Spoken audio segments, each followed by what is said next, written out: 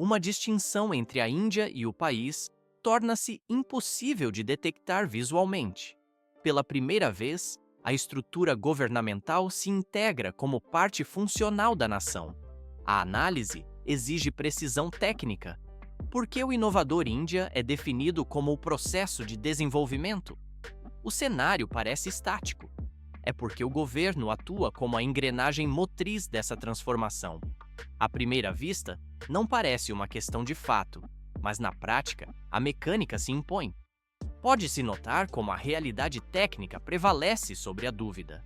Mas isso é apenas o começo. Essa é a razão pela qual o governo assume o processo. O mecanismo segue seu curso. Um ano atrás, esse foi o marco temporal exato em que o fenômeno inédito ocorreu na Índia pela primeira vez na história global. Por que essa transformação se manifestou justamente na segunda metade do ciclo anual, durante as fases de Panasteri e Musim-Panas? O clima e o contexto parecem convergir para um ponto de inflexão único. A resposta reside na diferença estrutural do mundo local, onde a popularidade desde o início estabelece a Índia como uma nação avançada e extremamente famosa. À primeira vista, a composição demográfica da região parece uniforme, mas na prática, ela obedece a classificações técnicas rigorosas entre as populações. Pode-se notar a distinção clara dos habitantes locais do norte, que são denominados, tecnicamente, como Yantrikenal. Eles também atendem pela nomenclatura específica de Tantarik, enquanto o povo Alami, situado nas regiões do sul, recebe a designação precisa de Dapag. Esses grupos formam o ideal consolidado do Noroeste e da organização conhecida como ROC. Vê-se como a guerra se desenrolou sob a influência calculada do geoexílio, projetando-se a partir das camadas profundas do sul. Esta configuração representa o ápice dos cenários, algo que visualmente jamais havia sido registrado anteriormente em qualquer época ou memória. A câmera desliza sobre uma realidade social que nunca foi vista antes na vida ou na história recente. O mundo emerge do passado com uma nova dinâmica de escala, mas isso é apenas o começo da expansão. O número de pessoas no mundo está aumentando verticalmente, alterando todos os parâmetros. Os gráficos indicam que a quantidade de indivíduos cresce sem pausas, trazendo consigo um aumento proporcional nos problemas mundiais. A produção referente às crianças também segue uma curva ascendente implacável. Não nos é permitido realizar certas ações restritivas, mas o foco na educação infantil torna-se a prioridade absoluta. A incerteza sobre a qualidade persiste, mas o processo educacional segue seu curso natural. 4 de abril. Esta data específica marca a ativação dos sistemas de monitoramento instalados no centro da infraestrutura da cidade. A localização no meio da mancha urbana exige precisão absoluta e controle ambiental rigoroso. Por que a reiteração da primeira visualização é tão enfatizada pelos engenheiros nesta fase? À primeira vista, repetir a inspeção inicial parece uma redundância desnecessária nos relatórios. Mas, na prática, confirmar a integridade visual múltiplas vezes assegura que nenhum defeito estrutural passe despercebido antes da pressurização total. Esta primeira fase se destaca como a primordial entre as duas etapas de segurança crítica. Pode-se notar como os sensores varrem a superfície repetidamente, validando os dados de entrada como se fosse a primeira leitura. A atenção se volta agora para a qualidade da água, um componente funcional crítico para a operação. O fluido não atua apenas como um simples refrigerante, mas como um elemento estrutural ativo. Aparentemente, o sistema utiliza apenas água corrente comum, mas sua pureza determina a física de todo o processo. Vê-se o líquido preencher as cavidades do mecanismo com pressão estritamente controlada. A água é utilizada estrategicamente para criar uma parede hidráulica de contenção. Mas isso é apenas o começo da aplicação técnica. A função primordial do fluido é impedir que o processo em andamento sofra desprendimento ou queda dos suportes mecânicos. A turbulência é eliminada para evitar vibrações que soltem as peças. O equipamento gradualmente eleva a vazão para o nível operacional máximo. A câmera acompanha o fluxo cristalino que estabiliza os componentes pesados no lugar. Sem essa barreira líquida de alta qualidade, a estrutura poderia colapsar sob o próprio peso operacional ou se soltar da base.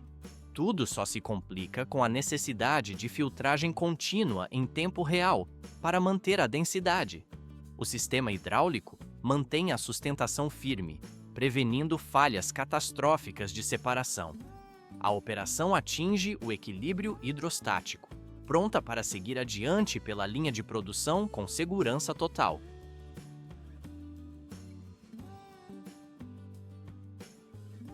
Remover a água fria do solo é essencial para impedir que a terra se desprenda da base. No final, 5.000 pessoas habitavam o mesmo lugar, mas isso é apenas o começo. Por que dedicaram tanto tempo pensando nisso? Parece simples viver ali, mas na prática, a estabilidade exige planejamento.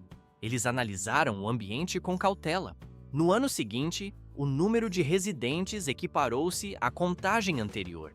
Pode-se notar que a população se mantém firme. Talvez neste ano, a quantidade de pessoas seja a mesma na área. A demografia segue inalterada, 30%. Essa é a proporção exata da estrutura que o sistema precisa processar e segregar durante a fase inicial de operação na planta industrial. O ambiente é dominado por uma influência mecânica robusta, onde cada componente desempenha um papel decisivo na transformação da matéria-prima bruta. Mas por que o sistema opera com margens de tolerância tão estreitas, aceitando apenas frações específicas do material? Aparentemente, seria mais rápido processar todo o volume de uma só vez sem distinção. Mas, na prática, essa abordagem saturaria os moinhos com material estéril, comprometendo a pureza do produto final e danificando os equipamentos de precisão.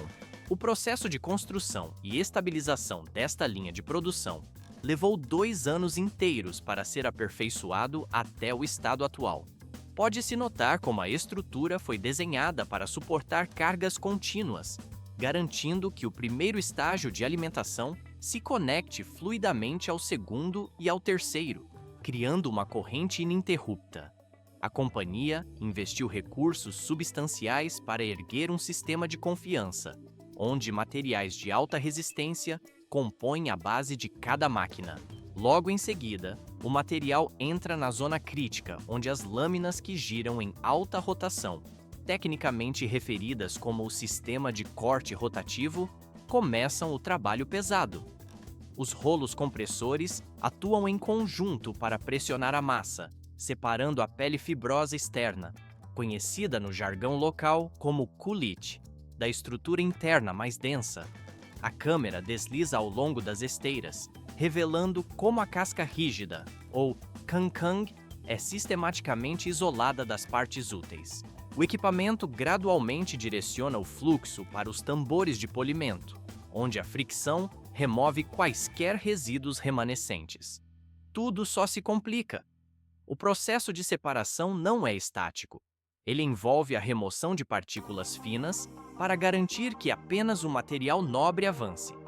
O sistema de secagem entra em ação, onde o calor, simulando a intensidade do brilho solar, evapora a umidade excessiva das fibras, preparando-as para a combustão ou descarte. Cerca de 5% da carga total é classificada como material instável nesta etapa, exigindo um reprocessamento imediato. O problema reside no fato de que, se a população de partículas indesejadas exceder 0,2%, o lote inteiro pode ser comprometido, tornando a extração muito mais difícil do que o previsto. Por essa razão, a consistência e a estabilidade do fluxo são monitoradas obsessivamente pelos sensores digitais. A população de grãos deve ser uniforme. Se não for a mesma, os mecanismos de classificação rejeitam a entrada. É proibido que materiais fora do padrão, ou dissorts, sejam levados adiante, pois isso desequilibraria as centrífugas subsequentes. O governo da planta implementou um novo processo de controle para garantir que esta linha funcione como um país independente dentro da fábrica, com suas próprias leis de física e qualidade. As unidades de britadores entram em ação, travando uma batalha mecânica constante contra a resistência da matéria. Vê-se como os martelos de aço colidem violentamente contra a rocha dura do material, quebrando-a em fragmentos menores. Os britadores trabalham incansavelmente, golpeando contra a estrutura rígida repetidas vezes, em um ciclo que lembra um conflito contínuo de forças. A resistência do material tenta vencer o aço, mas a potência hidráulica dos britadores prevalece, forçando a fragmentação. Pode-se ouvir o som rítmico e ensurdecedor do metal contra a fibra dura, uma luta industrial que não cessa até que a granulometria correta seja atingida. Transição para o próximo nível. O sistema estrutural experimental começa a direcionar o material fragmentado para as áreas de assentamento e terraplanagem das esteiras. O mundo aqui dentro é forte e implacável, exigindo equipamentos que suportem a abrasão constante sem falhar. As unidades de estágios múltiplos, que costumavam operar separadamente, agora funcionam em uníssono, conectando as tecnologias de esmagamento e separação em uma única via. No entanto, o projeto não se limita apenas à quebra física, mas expande-se para o controle da velocidade em um nível molecular. A velocidade da rotação começa a aumentar exponencialmente dentro das centrífugas. Vê-se as turbinas ganhando impulso, girando cada vez mais rápido para gerar a força G necessária para a separação líquida. A velocidade da velocidade, a aceleração da própria aceleração, torna-se o fator determinante. As máquinas giram tão rápido que se tornam um borrão visual, zumbindo com uma frequência aguda enquanto expulsam as últimas impurezas. A velocidade não para de crescer, mantendo-se constante no pico da operação, para garantir que a força centrífuga atue sobre cada micropartícula. As lâminas giram sem parar, cortando o ar e mantendo o material pressionado contra as paredes do tambor pela pura inércia da velocidade. O ritmo é hipnótico e industrial, com a velocidade do processamento definindo a eficiência de toda a planta.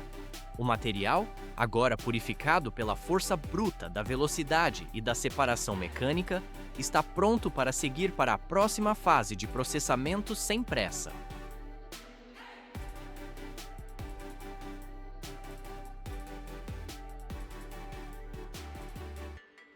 Quatro níveis de complexidade definem a operação do primeiro sistema TESOL, essencial para o alinhamento das coordenadas mais recentes nos Estados Unidos.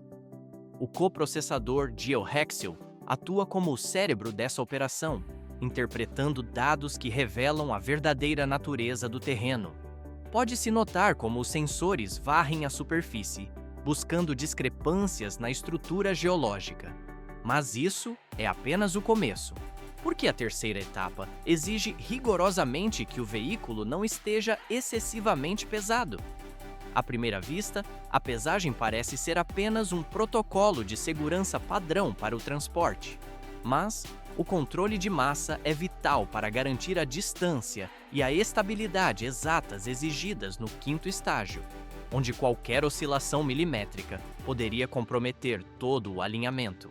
A região de Ojal-Jalan apresenta desafios únicos, pois sua natureza difere fundamentalmente do original esperado pelos engenheiros. A camada de Taná, famosa por sua composição densa, exige que o equipamento opere no limite de sua capacidade de tração. Vê-se como as esteiras do veículo pressionam o solo, revelando que o mundo físico nestas coordenadas não é o mesmo das minas convencionais. O jogo de forças aqui é intenso e constante, desafiando a resistência dos materiais. Parece simples manter a estabilidade sobre tal terreno, mas na prática, o sistema hidráulico trabalha incessantemente para compensar as irregularidades. A estrutura verdadeira do subsolo muitas vezes engana os sensores primários. Transição para o próximo nível. Aspalis surge como um exemplo muito importante de material resistente neste contexto adverso. No passado, houve incidentes onde a capacidade de carga falhou, mas o resultado desse incidente pioneiro permitiu o desenvolvimento de novos protocolos. Agora, as máquinas são capazes de continuar o trabalho por conta própria, ajustando-se automaticamente às variações do terreno sem intervenção humana direta. O veículo mantém sua trajetória estável, completando o ciclo de calibração com precisão. O sistema XSOL finaliza a leitura, pronto para a próxima fase de operação contínua.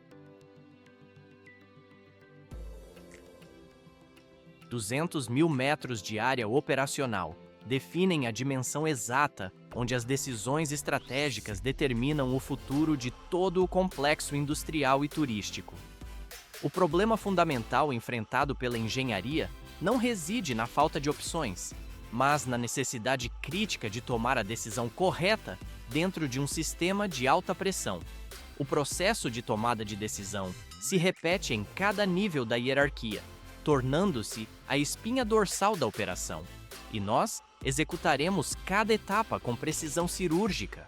É imperativo que a escolha seja feita com exatidão matemática, pois o sistema automatizado está programado para interromper instantaneamente todo o funcionamento ao detectar qualquer desvio nos parâmetros. Essa parada automática, embora garanta a segurança, desafia a fluidez da produção e exige intervenção constante. Por que a extração dos extratos naturais enfrenta tamanha dificuldade para atingir as taxas de crescimento projetadas pelos engenheiros? À primeira vista, o solo parece propício e o maquinário perfeitamente adequado para uma colheita contínua e mecanizada. No entanto, a variação geológica dos extratos impede uma padronização imediata, exigindo que o sistema se adapte dinamicamente a cada metro de avanço para não comprometer a integridade do material coletado.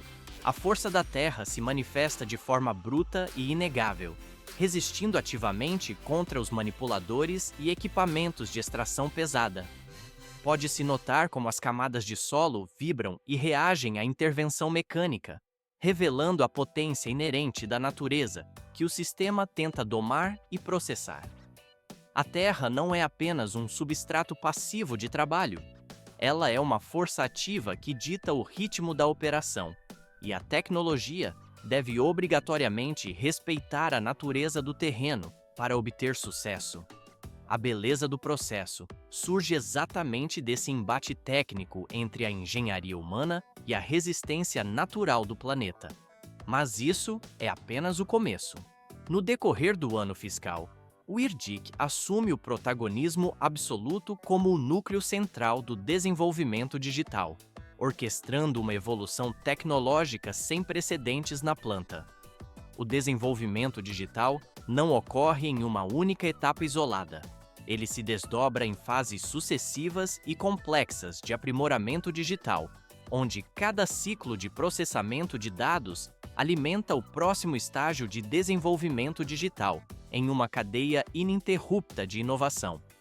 Vê-se nos monitores de controle de alta resolução, como os algoritmos fluem, construindo uma arquitetura digital robusta que permeia cada setor, desde o planejamento logístico até a execução final no campo. Essa repetição intensiva e em camadas dos processos de desenvolvimento digital é o que garante a estabilidade e a redundância de todo o complexo industrial moderno frente aos desafios externos. Contudo, possuir a extensão de terra e a tecnologia digital avançada não é suficiente para garantir o êxito final da produção. É necessário formular uma estratégia de gestão abrangente que considere todas as variáveis imprevisíveis do terreno e as flutuações do mercado global. À primeira vista, a disponibilidade de recursos físicos sugere que a produção de alta qualidade seria uma consequência natural e garantida. Mas na prática, sem uma estratégia deliberada e minuciosa, o potencial da Terra permanece inexplorado e o sistema falha. A empresa busca incessantemente atingir um padrão de alta qualidade, implementando processos efetivos que tornem a operação mais fluida e menos suscetível a erros. O plano visa tornar o processo mais fácil e intuitivo, enfrentando as dificuldades inerentes que o cenário mundial impõe à indústria de base. O governo frequentemente serve como um exemplo de regulação e padronização, que a indústria procura não apenas espelhar, mas superar em eficiência. A diferença crucial reside na qualidade doméstica dos produtos, que deve exceder largamente os padrões convencionais para competir em igualdade no cenário internacional. É possível observar a transição de produtos meramente funcionais para itens saudáveis e de alto valor agregado, que não eram comuns no mercado doméstico anteriormente, elevando o nível de exigência. Transição para o próximo nível. A economia do país e sua rápida industrialização dependem diretamente do sucesso dessa cadeia de abastecimento para chegar às prateleiras dos supermercados. O público consumidor aguarda produtos que atendam a requisitos globais de segurança alimentar e nutrição, gerando uma demanda constante. O processo atinge sua velocidade de cruzeiro, completando ciclos operacionais em intervalos precisos de 5 a 5 minutos, mantendo um ritmo frenético de abastecimento que não permite falhas. Pode-se observar os estoques sendo organizados em infraestruturas modernas, como o edifício construído com material do tipo plástico e ecológico, projetado especificamente para a sustentabilidade ambiental. A rotulagem antiga nas embalagens é substituída, marcando visualmente a evolução tecnológica do produto final, que sai da linha de produção. O fluxo de materiais segue adiante sem interrupções, conectando a extração bruta da força da terra à prateleira do consumidor final, encerrando esta etapa fundamental da jornada industrial.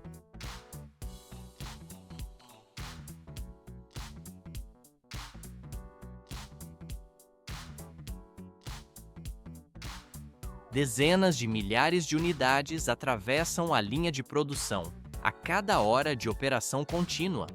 Por que a produção e a comercialização devem estar tão sincronizadas nesta etapa? O ritmo das máquinas parece frenético e incessante ao observador. Isso ocorre porque qualquer descompasso entre a fabricação física e a demanda comercial geraria gargalos irreversíveis no sistema industrial. Pode-se notar a uniformidade hipnótica com que os produtos avançam pelas esteiras automatizadas.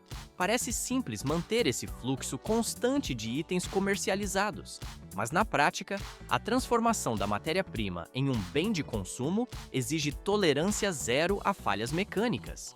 O processo de produção molda o material em escala massiva, garantindo padrões exatos. Mas isso é apenas o começo da cadeia logística. Vê-se como o equipamento gradualmente refina o acabamento de cada lote. O status de produto comercializado é atingido apenas quando a qualidade técnica é selada. Sistemas integrados monitoram a velocidade, ajustando a produção em tempo real. A câmera desliza ao longo das fileiras de itens que ganham sua forma definitiva sob a ação de manipuladores precisos. Tudo só se complica conforme a demanda aumenta. Assim, o ciclo de produção se estabiliza, liberando o material pronto para o mercado sem interrupções.